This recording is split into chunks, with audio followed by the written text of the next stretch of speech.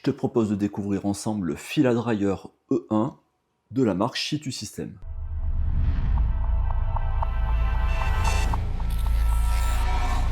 Dans les grandes lignes, tu vas avoir deux boîtes de séchage sur lesquelles tu pourras placer dedans plusieurs bobines, donc à hauteur de 2 pour des volumes classiques. Et chacune des boîtes, tu pourras les faire sécher soit dans un sens, soit dans l'autre. Donc tu as une base qui est ici, qui te permet de sécher tes boîtes. Une fois que tu as obtenu le niveau d'humidité à l'intérieur, tu as fait sécher tes bobines. On referme nos boîtes avec ceci, je vais te montrer, ça les rend plus ou moins étanches. Et ensuite, tu vas pouvoir placer tes boîtes les unes sur les autres, ou comme tu veux, hein, une à côté de l'autre. Tu vas pouvoir acheter autant de boîtes que tu le souhaites avec une seule base, et ça permet de maintenir tes filaments au sec pendant plusieurs semaines, voire plusieurs mois. Allez, déjà pour nos boîtes, on a un système ici qui va te permettre de vérifier le taux d'humidité. Donc tout simplement, c'est des petits cartonnets qui, en fonction de la couleur, vont te donner l'information si à l'intérieur de ta boîte c'est humide ou non humide. Plutôt bien pensé, bon, un système pour verrouiller, et ceci, c'est des poignées qui vont te permettre de soulever tes boîtes beaucoup plus facilement. Ensuite, à l'intérieur, on va avoir un système de roulement, donc ici et ici. Ceci aussi, c'est assez bien pensé. Pourquoi? Parce que ici, on va avoir une tige métallique et à chaque fois, ils ont pris le soin de mettre des roulements. Donc un roulement ici, un deuxième, un troisième et 4 roulements sur notre tige. Pourquoi elle est mobile? C'est pour pouvoir la retirer et pour pouvoir accéder à cette partie-là afin de placer des sachets de silice qui vont absorber l'humidité. On pourra alors placer nos deux bobines. Je dis deux parce que ici on est sur des formats de bobines dits traditionnels qui vont rouler correctement grâce à ce système de roulement. Et pour avoir fait des tests sur différents dryers, sur certains c'est quand même un petit peu compliqué. On va pouvoir faire sortir nos filaments soit sur le devant, on va refermer notre boîte, soit à l'arrière de notre boîte. Donc ça veut dire que tu pourras, si tu as différentes imprimantes, faire partir par exemple un de ce côté-ci et un de ce côté-ci, à l'arrière et à l'avant. Tu remarqueras à l'arrière une petite particularité, ici tu as des trous et tu peux te poser la question à te dire déjà à quoi ça sert. Donc il y a plusieurs façons de voir les choses. Déjà quand on va faire sécher des bobines, il faut bien que l'humidité puisse partir, donc plusieurs solutions, soit on retire les petits capuchons qui sont ici et on laisse partir finalement l'humidité par ceci, soit on a des trous qui sont ici. Donc une fois que tu as fini de sécher tes filaments, le but va être de refermer les trous. Donc là il y a un système de double embout, on va dire, pour pouvoir obstruer le trou qui est ici. Hop, avec mes gants, c'est pas forcément simple. Et celui-ci, ce qui va rendre ta boîte étanche. On part du principe que nos filaments sont secs à l'intérieur. Comment rendre notre boîte étanche? Eh bien, tu la retournes. Ceci, c'est aimanté. Tes plaques, tu les places ici, de chaque côté. Alors, c'est pas parfaitement étanche. C'est pas quelque chose avec des clapets, avec des systèmes qui sont complètement fermés et des joints partout. Mais néanmoins, ça fait quand même le job d'étanchéité. Et, petite astuce, tu vas pouvoir placer, si tu le souhaites, des sachets de silice en plus pendant le temps de stockage, on va dire ça comme ça, ce qui va te permettre de garder plusieurs semaines, voire plusieurs mois, tes filaments au sec à l'intérieur. Maintenant, tu veux faire sécher à nouveau tes filaments, ou en faire sécher des nouveaux. Tu retires les deux petites plaques qui sont dessous, elles viennent se positionner comme ceci, ça t'évite de les perdre.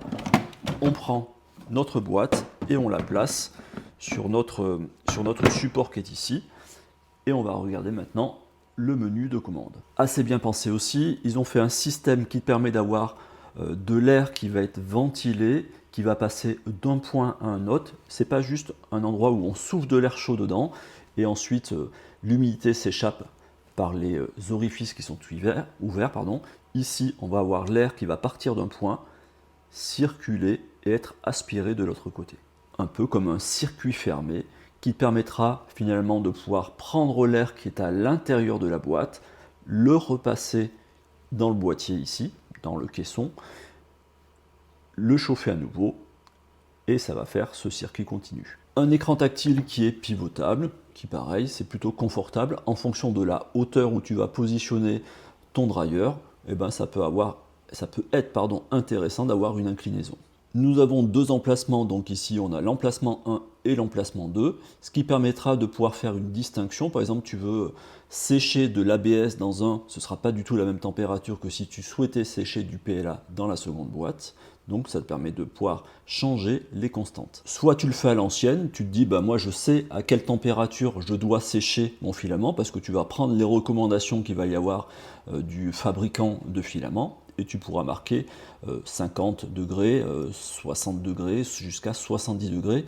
Donc sur du PLA, on va être entre 45 et 55, et ensuite sur des filaments techniques, il va falloir monter en température. Soit tu vas dans les paramètres qui sont préenregistrés, donc ici PLA PETG est conseillé aux alentours de 45 degrés, l'ABS TPU ASA 50 degrés, l'EPA, l'EPC et l'IPS va être à 60 degrés. Donc tu vas sélectionner par exemple ici de l'ABS, tu appuies, et ça va préenregistrer les informations. Donc pour l'instant, il te propose de travailler sur 4 heures, mais toi, si tu veux avoir quelque chose de plus optimal, tu peux augmenter jusqu'à 99 heures, c'est pas forcément nécessaire, mais par exemple, tu vas partir sur 8 heures. Donc tu vas retirer ceci, tu mets 8, tu valides, et là, on va pouvoir attaquer. On appuie sur marche, et il commence à sécher notre compartiment, qui est le compartiment 1. Maintenant, on part de l'idée où tu as des filaments qui sont un petit peu atypiques, bah, tu vas pouvoir aussi les programmer, les préenregistrer, et ça t'évitera à chaque fois de devoir changer la température et le temps. Donc tu as 4 possibilités d'enregistrement à l'intérieur de notre petit boîtier électronique. Et enfin, dans le troisième onglet, qui est de ce côté-ci, juste en bas, ça va te permettre d'accéder à plusieurs paramètres. Déjà, pouvoir faire des mises à jour si tu le souhaites. Donc là, on est sur la dernière mise à jour.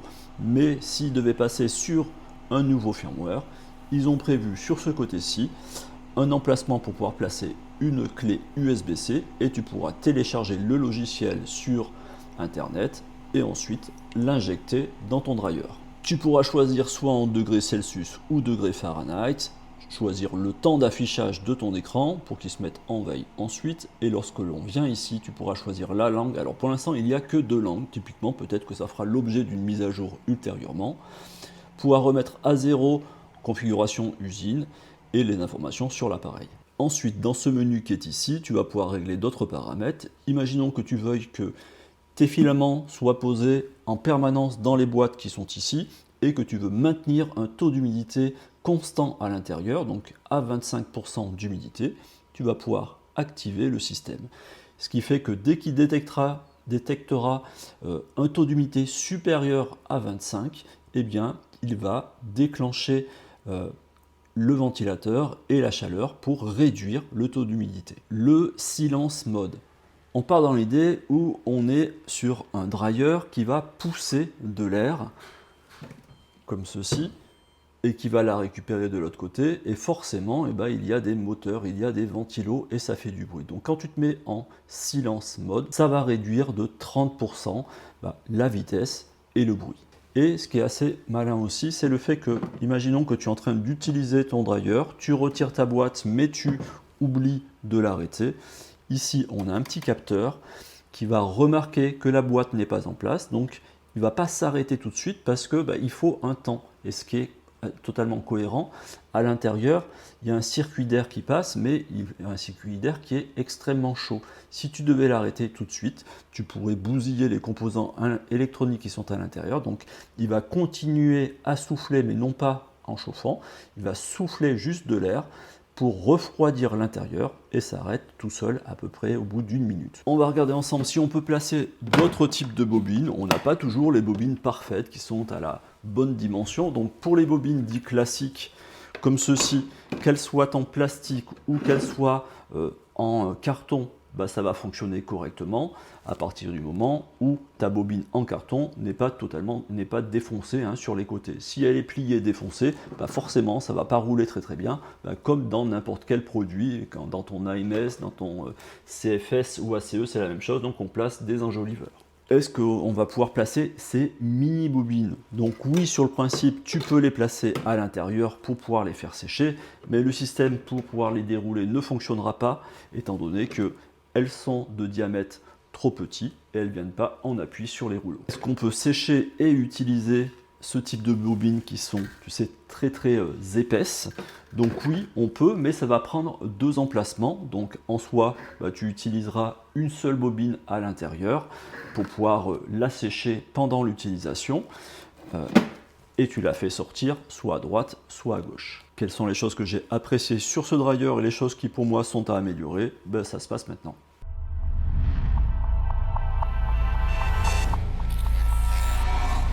L'idée d'avoir une seule base, d'avoir des box que tu vas pouvoir retirer, placer à côté le temps de plusieurs semaines pour pouvoir stocker tes filaments qui sont au sec, ça je trouve vraiment bien pensé. Le fait que l'on va pouvoir empiler nos boîtes les unes sur les autres aussi. Pratique aussi le fait que tu vas pouvoir tourner ta boîte dans un sens ou dans un autre, qui pourra faciliter aussi l'ouverture de ton boîtier. Après, tu vas pouvoir faire partir une bobine de ce côté-ci et l'autre bobine de l'autre côté. Pourquoi? Parce que je t'avais montré que le système de rouleau qui est à l'intérieur avec déroulement, tu vois, il est en 2 parties, ce qui fait que quand tu déroules une bobine, ça ne fait pas tourner l'ensemble du rouleau. Alors pas forcément top le système que tu as ici pour pouvoir voir le taux d'humidité, c'est un peu à l'ancienne avec les petites bandelettes. Donc ça te donne une information par le biais de code couleur, mais qui n'est pas forcément adapté à tout le monde parce que c'est pas très visible. Alors que si on avait un petit boîtier électronique à l'intérieur avec une information précise, c'est visible pour tout le monde. Et pour ceux qui se poseraient la question, le fait que ici ça donne un taux d'humidité de notre boîte, mais il est erroné. Étant donné que si ta boîte est posée sur ton châssis, mais que tu n'es pas en train de sécher, il n'y a pas de capteur de température et de capteur d'humidité, donc d'hygromètre à l'intérieur de notre boîte. Ça se trouve à l'intérieur sous le boîtier, ce qui fait que c'est quand il va faire passer l'air dans la base qui va avoir les informations de la température qui est soufflée, de la température qui est aspirée, donc de l'air ambiant qui est dans la boîte, et du taux d'humidité. Donc il ne peut pas connaître à l'instant T le taux d'humidité qui est dans notre boîte, étant donné qu'il n'y a pas d'électronique dans notre dryer qui est ici. Dans les choses bien pensées et à la fois un petit peu limite, c'est pour, on va dire, l'étanchéité complète de la boîte. On a vu, on ne va pas avoir de joints tout autour. Sur le dessous, c'est un système avec des aimantes, donc des plaques qui sont ici, que l'on déplace. Alors oui, il y a un petit peu de mousse, mais ce n'est pas parfaitement étanche comme certains dryers du marché qui ne sont pas de ce gabarit et qui ne sont pas forcément non plus au même prix. Pareil, chose qui était bien pensée qu'on a pu voir, ce système d'écran que l'on va pouvoir incliner. Alors après, pour d'autres, suivant le mode d'utilisation que tu vas avoir, typiquement si tu as des imprimantes sur lesquelles tu vas falloir dérouler de ce côté-ci avec un écran qui est de ce côté-ci, ça fonctionne plutôt bien et c'est pratique. Néanmoins, si tu devais déplacer, hop, on va faire comme ceci, celle-ci je ne l'ai pas fermée. Si on voulait déplacer notre boîtier pour le mettre dans ce sens-là, parce qu'on a une configuration qui est comme ceci au niveau de ton atelier, tu as vu que ça va être difficile d'accéder à l'écran parce que l'écran n'est pas accessible. Mais c'est valable pour quasiment tous les dryers du marché. Beaucoup, c'est directement sur le dryer en façade. Donc la question est exactement la même lorsque l'on va déplacer le dryer dans un autre sens. Donc ça, sauf si on avait un petit écran tactile comme une télécommande que l'on peut placer ailleurs, peut-être une évolution des futurs dryers du marché avec un système que l'on peut piloter directement avec le téléphone, ça pourrait être intéressant. Sinon pour ma part je le trouve pratique. Je te montre comment ça se passe dessous. Donc on a une petite surépaisseur avec les tampons qui sont ici pour pouvoir ventiler notre boîtier. Ici on a un autre ventilo. Donc c'est plutôt bien fait, c'est de bonne facture. Et actuellement, alors le jour où je fais cette vidéo, ils ont fait une opération promo en Black Friday, donc je te mettrai le lien pour aller commander. Alors ça, je crois qu'on commande directement sur Amazon, enfin je sais pas trop. Je te mettrai les liens que je vais retrouver sur le site Chitu System qui redirige, il me semble, sur des revendeurs. Peut-être qu'on peut acheter en direct chez eux. Et pourquoi il y a les boîtes dites Conjure, donc les filaments qui sont à l'intérieur de ma boîte qui sont ici, bah c'est pareil, c'est Shitu System qui est caché derrière cette marque, donc ils font la marque Conjure qui est plus connue pour les résines. Shitu System est très connu pour les résineux aussi, et pour les filaments, ça se passe du côté de Conjure. Voici pour cette présentation donc du fil à dryer E1 de Shitu System. Alors, chose que j'ai pas dit en début de vidéo, mais ça me semblait tellement cohérent. Oui, effectivement, c'est livré aussi avec ces petites choses qui sont des tubes PTFE qui te permettent de les placer sur les sorties et de pouvoir faire glisser plus facilement tes filaments. Si tu oublies de les mettre, eh bien ton filament sur ce petit truc qui va être peut-être en silicone, eh bien va pas coulisser parfaitement. Une fois que tu as fini et que tu veux stocker tes filaments, tu les retires, tu replaces ton filament à l'intérieur et tu vas refermer ici pour maintenir l'étanchéité.